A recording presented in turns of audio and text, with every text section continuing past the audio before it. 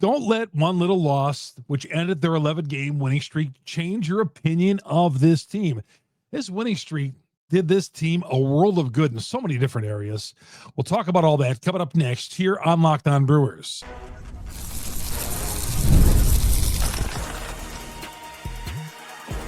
You are Locked On Brewers, your daily Milwaukee Brewers podcast, part of the Locked On Podcast Network, your team every day.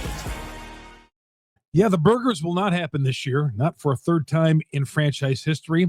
The George Webb hamburgers, where the Brewers win 12 in a row as they promised, and they put that on their napkins. They deliver on free hamburgers. It will not happen this year. Stops at 11 after a 1-0 loss to Seattle. Man, that's heartbreaking. Hey, everybody, Chuck Freeman.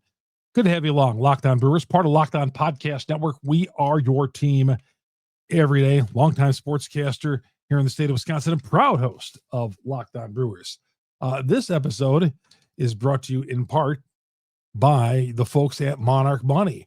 Monarch Money, take control of your finances with Monarch Money. Use the promo code LOCKEDONMLB at monarchmoney.com and you'll get 50% off your first year. Yeah, this team is going to, this winning streak that they went on, this 11-game winning streak, and earlier this summer, the 8-game winning streak, this, if anything, this got the Milwaukee Brewers noticed from people, and people, including people living in the state of Wisconsin, people who have jumped on the bandwagon. I don't have any problem with that. Anybody jumping on the bandwagon. There's plenty of room on the Brewers bandwagon. And what it did was it got this team closer and surpassing the Chicago Cubs, even for 24 hours. It got them in a dead heat with the Chicago Cubs right now. And it just showed us that, yes, the Milwaukee Brewers, it's no fluke when you win 11 games in a row. It's no fluke when you are 19 games over the 500 mark. This is a good team. You don't get that way by lucking into 19 or 20 wins. You look at this, the teams they've beaten. They beat the LA Dodgers 6 times, went 6-0 during that 11-game winning streak. They took 3 from Washington. Probably Saturday's game they should have lost, but they had a couple of hard-fought games in there. Saturday's game, right before the All-Star break, they rallied. They were down a couple of runs going in the 9th inning, and they rallied with a 3-run pot of the 9th inning. And then you look at Los Angeles, they won a couple of 1-run games there, and they held on. And winning the game 6-0 on Monday night in Seattle. So, and Seattle's a playoff team. The Dodgers certainly are, and Washington is not. But still, 7 of the 11 wins, 8 of the 11 wins came against teams that are playoff contending teams. So, hey, nothing to be ashamed about losing. We knew I put out a tweet the other day that I don't see the Brewers losing another game. I did that tongue in cheek, and I know you all caught on to that based on your responses. But yeah, and they're going to lose a few more games down the road. Now you hope they don't string any, because this team does not go on a long losing skid. They've gone on winning streaks, but they don't go on losing skids. And it's not only this year; it's last year too. Remember, they never lost more than 3 or 4 in a row last year, and that's just the way Pat. That's incredible. That's an incredible run that Pat Murphy. You never see his team go on a 6 or 7 game skid like you've seen the Dodgers do this year. No, pretty consistent, pretty resilient, and the Milwaukee Brewers always seem to bounce back. Even after a tough loss, a 1-0 loss, as it was on Tuesday night. Cal Raleigh hits the home run. And I thought, even though runs were tough to come by and denting the scoreboard against Logan Gilbert, I thought against Munoz in the 9th, after we got the leadoff walk in there by Contreras, who worked the leadoff walk, I thought with Yelich, I thought maybe, gosh, could he make some magic here and hit one into the opposite field, into the gap or so, and maybe even not only tie it, but somehow take the lead in this game. That wasn't to happen. He struck out, and eventually Andrew Vaughn, with runners at first and second, bounced out to end the game. And Gilbert was the story, and the Mariners used a few guys out of the bullpen that did the work. And a loss is a loss. And Nick Mears gave up the home run to Cal Raleigh, his 39th, major league leading 39th home run. And then with Raleigh giving up a home run to him, no shame in there. No blame on the pitching staff. The pitching staff was outstanding again. As I always say in games like this, score some runs, right? I was a little surprised that Andrew Ziegler was in the DH spot. Sometimes I feel like Murphy is taunting the other team. Hey, we've beaten you so many games in a row now. I'm going to see if I can get by with one arm tied. I'm going to beat you with one arm tied behind the bat. I'm going to rest Christian Yelich this game. And this game, I'm going to rest Durbin. And you know what? Just for fun on Tuesday, when we're trying to win 12 in a row, when I got a free offensive spot in the lineup, I'm going to throw in Ziegler into that lineup. How about that? I mean, that's where the Brewers are. But who is to argue with Pat Murphy? Yeah, Ziegler probably shouldn't have tried to lay down a bunt with a runner in scoring position. That was a little odd. But yeah, when I saw the lineup in like the last 3 days, the lineup has always had something, has had some oddities to it. Sundays had this with the Sunday lineup, Durbin out of Monday's game, and then Ziegler in the DH spot. I'm like, man. And then I got some people tweeting at me saying, well, if Ziegler's in the DH spot, maybe the Brewers need to go out and get themselves another bat for that position. You got to remember that Rhys Hoskins is still on this team. And when he comes back, which is supposed to be like the second week of August, from what I understand, that is probably going to be his position, or he might be playing first base and Vaughn moves to that position. Either way. Now, I heard some crazy rumors out there, and I don't even know if it's not a rumor. It's sports radio in Milwaukee can get kind of crazy sometimes. It can. I've done it for many, many years, and they can. But I saw where somebody wanted to trade Freddie Peralta for Suarez. If you ever hear somebody mention that as a possibility for a trade, or if or throwing that out there as a projection, well, let's trade Freddie Peralta for Suarez. Run as fast as you can. Run as fast as you can away from that radio station or whoever it is. Don't listen to them. I was stunned. It's flying all over the Brewers Twitter what these people were talking about. So no, the Brewers aren't trading Freddie Peralta, who's got another year left on his deal. Suarez. Ain't happening. Well, maybe, no, it's not happening. Not at all. Like I said, if someone says that to you, run. Don't even talk Brewers baseball with them. I was going to actually talk about that a little bit later on toward the end of the show, but it just kind of came to me just right now. The Miz. I got to mention Misiorowski. At first glance, you're going to say, well, how come he didn't pitch more than 4 innings? He was in there for 64 pitches. Murphy, after the game, said, hey, you know what? With 2 weeks off in between starts, he did pitch the 1 inning in the All-Star game. His pitch count was going to be around 64 pitches. So I totally get that. I get that. And again, we didn't lose. I say we. Brewers did not lose this game because they took the Miz out. Not at all. He got to score. I mean, the Brewers got to score some runs in that game. So, yeah, I'm all fine with that. They got him 64 pitches. Boy, those pitches were mounting up, too. He had that long at-bat. Cal Raleigh had that long at-bat against Misiorowski in the first inning. Like a 10 or 11 pitch at-bat. And by the second inning, through 2 innings, Misiorowski was already at 39 pitches. And it was like, oh, man, this was like that start against the Mets where he was just building up pitches. And in the first inning, he was throwing 100, and that velo began to dip a little bit. And that seems to be a thing with Misiorowski. But still, you know, the kid is showing some personality out there on the mound. How about the fist pumps and all that? And Murphy was talking about that. He says, well, you know, he's going to learn not to, you know, maybe, you know, when he can and cannot do that sort of thing.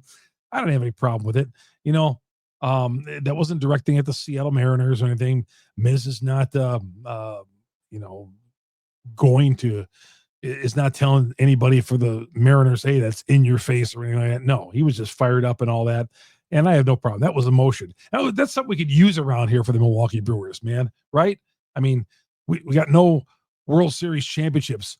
A little of that personality is a good thing. So I'm all good with that. And they got him out of there, and the bullpen took over, and eventually, but DL Hall, I got to mention DL Hall. DL Hall was terrific again in relief. DL Hall, I mentioned the other day about the unsung hero being Ashby. DL Hall, well, he would be like the co-unsung hero because through 25 innings this year, DL Hall's got a 2.16 earned run average. DL Hall has been just amazing out of that bullpen, whether he's been an opener or coming in relief of Miz, and he's opened up for Priester before. DL Hall, terrific. Ashby, terrific. Hall and Ashby, two of the unsung heroes on this team, whether 19 games over the 500 mark. But yeah, that loss, it drew a lot of attention to the Milwaukee Brewers. And I know a guy came after me on Twitter and said, boy, I'm tired of talking about the national attention. Well, he's a little harsher than that, about the national attention that the Brewers don't get. Well, I get your point, but still, you like to see our team talked about a little bit. And you know what? As long as we're talking about them here in Locked On Brewers or wherever you get your Brewer information, that's all that matters, I guess, right? At the end of the day, that's all that matters. But this winning streak they went on and going now 19 above the 500 mark at 60-41. A lot of people here in the last couple of days began to notice the Milwaukee Brewers, and not only the national media, but people here in the state all started to jump aboard. Now, just because they lost one game doesn't mean you jump off the bandwagon because this winning streak is over. No, there's a lot to play for. The Brewers are still tied now for the best record in Major League Baseball. They're tied for the NL Central lead. So don't say, hey, you're jumping off the bandwagon. Follow this team. It's a fun team, and we got a great rest of the summer with the Milwaukee Brewers. A great rest of the summer. If I didn't feel that way, I wouldn't tell you. I wouldn't tell you. But, man, I think a lot of special things are coming in store for the Milwaukee Brewers. All right, we come back. We will update a couple of injuries and tell you about Sal Frelick when it looks like he might return to this team. We'll tell you about that coming up next here on Locked On Brewers. Locked On Brewers, part of the Locked On Podcast Network. We are your team every day. Monarch Money, a terrific sponsor here of Locked On Brewers.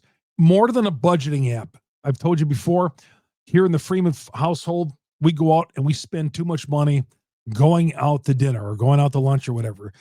But Monarch Money tells us, hey, you guys don't be doing that. That's where you're spending money. Or it might be telling you, don't be spending your money online. Don't be spending your money golfing. I don't know if you want to take golfing out of the mix. Maybe that's a bad example. But Monarch Money is going to tell you where you're spending all your money. So in addition to managing your money, you're also building wealth. So you're going to manage your money. You're going to find out where all your money is going to in your paycheck, but you're going to build wealth because you're going to cut out some of the things that you should be cutting out that's causing you to not build up your wealth, except for golf. Take control of your finances with Monarch Money. Use the promo code LOCKEDONMLB, monarchmoney.com. You'll get 50% off your first year. Monarchmoney.com. The promo code LOCKEDONMLB. You'll get 50% off your first year with Monarch Money. Chuck Freeman here on Locked On Brewers. Good to have you along here on a early Wednesday morning, 2:40 with that first pitch. Afternoon game, mid-afternoon game, Brewers and Mariners. And then they have the off day Thursday into the 25th anniversary of AmFam / Miller Park on Friday. I'm going to talk about that coming up here in a little bit. Sal Frelick. I'm going to just say this real quickly about the national media. After the Brewers swept those 3 games in Los Angeles, one of the guys on the MLB network was just talking about, oh, the Dodgers got all these injuries. Not once did they ever mention that Sal Frelick, the catalyst of this Milwaukee Brewer team, did not play in any of those games against the Dodgers. compounded with all the other injuries the Brewers have. But Frelick is coming back, and it sounds like it might be Friday, maybe Friday, in the return home from this road trip against Miami. He's got the hamstring injury. He's building himself up each and every day. He's getting better and better and more healthy. So it sounds like it could be Friday. But for sure, it sounds like by the beginning of next week. We'll see how they go, but could be targeting Frelick for return to this lineup on Friday. And again, he's a big part of it. The Brewers have just exploded with him in the leadoff spot. They've won without him, but they need Frelick in that leadoff spot and playing every day in right field. A couple of other injury notes. Robert Gasser, we haven't talked much about him. Remember back early in the season when we were talking about starting pitching, we said, well, we're going to get Gasser back in August or late July, hopefully. He's coming back from the Tommy John surgery. Well, Gasser could take all the time he needs to rehab himself. There's no hurry at all. He's rehabbing. He's going to make an appearance in Appleton for the Timber Rattlers on Thursday. But again, plenty of guys ahead of him in line already. No need to even talk about, boy, when are we going to get Gasser back? Because Robert Gasser, right now, there is no spot for him in this rotation. Unless there's an injury, there's no spot with him for him. Cortes as well. He's going to make his final rehab start on Thursday. We'll find out what the Brewers do with Cortes. I feel like they might use him as a trade piece on some sort of low-level trade the Brewers make. Or if they may go a little higher, it could be a package deal. But I think that Cortes will be in this. If the Brewers do make a move, it will be Cortes, who's not proving to be healthy, and a team could use him, obviously. I like plenty of guys in this rotation already outside of Cortes. Or maybe they hold on to him just as a safety valve in case somebody goes down in that rotation. But the Brewer starters, as you know, unless you're living in a cave, the Brewer starters are the best. That's the best rotation in baseball. Best rotation in baseball. Yeah, they may not have the marquee names or the marquee salaries, but production, you're not going to find too many rotations better than them right now in baseball. Jake Bauers had a cortisone shot. They're looking at mid-August for him. Rob Zastryzny is going to make a rehab appearance. He got sent down to Nashville to begin his rehab. Robbie Z, you almost forget about him too. Robbie Z, who's got some big outs on this team. Ken Rosenthal mentioned on Tuesday that he's one of the baseball insiders out there. Ken Rosenthal says the Brewers will be active at the trading deadline. Yesterday I was talking about maybe the Brewers won't be active because they don't want to ruin the chemistry. Ken Rosenthal says the Brewers will be active, and he doesn't see why they won't be in the market for Suarez, because right now Suarez is listed at going on to all the Dodgers and the Yankees and those type of teams. But Rosenthal says Brewers could be a player for Suarez. We will definitely keep tabs on that. 25th anniversary of AmFam Field is coming up on Friday, and the Brewers have a special starting time on Friday at 3 o'clock. Other than an opening day, I don't think they've ever had a Friday afternoon start at any of either County Stadium or AmFam Field. But they're celebrating 25 years of the stadium. And really, the only success that they've had, of course, there's no championship. It would be great if there was a championship to celebrate, right? But there's no championships to celebrate. When I think of AmFam Field, of course, 2011, Niger Morgan with the base hit against Arizona to win that playoff series. Mike Mustaka, a base hit to win game one against Colorado, the Rockies in that playoff series. The last time the Brewers won a playoff series, 2011, when the Brewers lost Game 6 against St. Louis in the NLCS. One of my favorite teams was 2007. The Brewers started off, Ned Yost was the manager. They started off 20-7 that year, and I thought that was a real good team. They brought up Braun, remember on, maybe you don't remember, some of you younger guys out there. They brought up Ryan Braun on Memorial Day weekend in San Diego in 2007. And he went on and hit 34 home runs and become Rookie of the Year. So that was one of my favorite teams. Then in 2008, when CC Sabathia pushed, pulled, and dragged this team into the postseason. So we'll be celebrating those. CC doesn't sound like CC is going to be here for that, for any of the 25th anniversary stuff. But a number of players are, including Braun and Fielder. There's going to be the home run derby, which is going to be interesting. In that home run derby, these guys aren't looking at this as everybody wants to win. They're not looking at this as some sort of carnival ride. This is serious business. Some of these guys are working out and taking daily batting practice. Ryan Braun, Gomez, Fielder. These guys mean business. The home run derby. This is not a bunch of old guys coming out there where they got to move the fences in to 250 feet. These guys are going to be meaning business. And I'm telling you, the winner of that home run derby, Brewers should sign him as the 27th man on this roster. I saw Fielder, saw some of the cracks he's been taking. Prince Fielder, man, that guy can still deliver. Prince Fielder. God, I would say of all the Brewers from the time the stadium opened, and of course, 2002, we won't be celebrating this, but remember they lost 106 games in 2002. That was a forgettable. There's a lot of losing in here too. Again, there was a couple of division titles, but most of the winning has been done in the last several years at AmFam Field. God, I forgot what I was going to say too. I was going to move on to something else regarding the stadium, but all the celebration, they're some of the side stuff they're doing. $2.50 beers and bratwurst, but only until the first pitch. So they're trying to get people into the ballpark. Brats and beers will be $250. Get there for the home run derby. Should be a fun night at AmFam Field. I'll be out there hanging out, and it should be fun if I run into you. Hopefully I do. Always make sure you say hi. If I see you in passing, please stop and say hello. All right, we come back.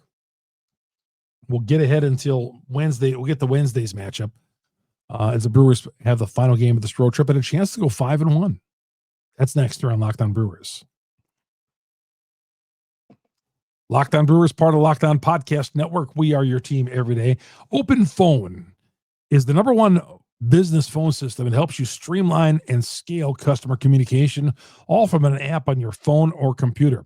Hey, you know what? If you missed a phone call and you're running a business, you miss a phone call, that is money in your pocket being taken out because you missed that phone call. You know how it is. If you're calling around looking for, let's say, a plumber, and you call one guy and he won't answer his phone, you move on to the next one and the next one and the next one.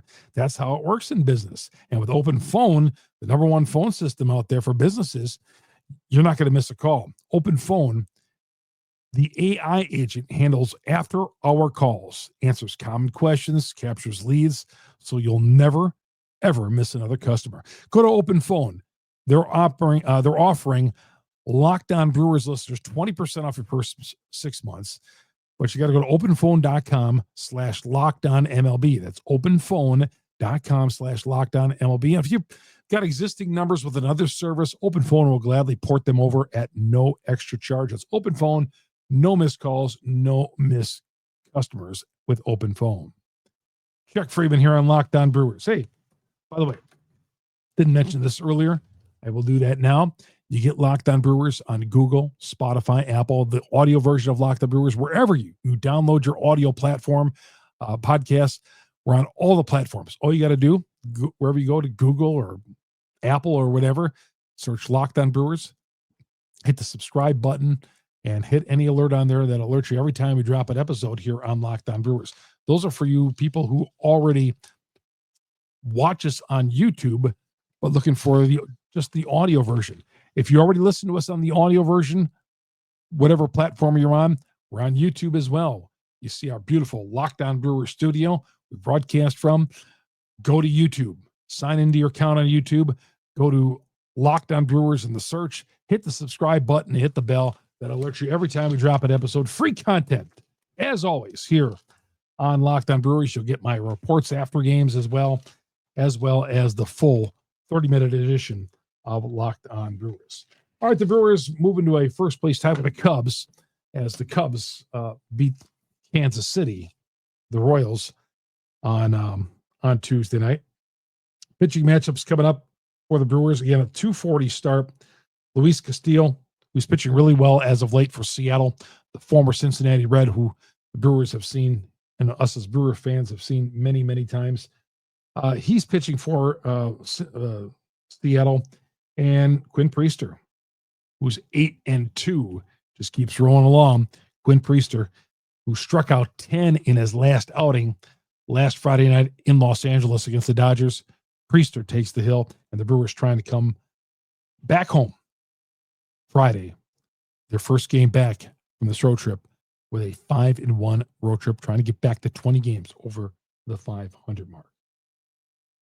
Very good. Nope, the Brewers are not trading Peralta for Suarez. If you hear that from anybody, run. Run as fast as you can. Run in the opposite direction, but do not listen to that person telling you that. All right. My name is Chuck Freeman. Have yourself a great Wednesday. Let's enjoy the game. The temperatures are going to be in the mid-90s in Wisconsin coming up on Wednesday.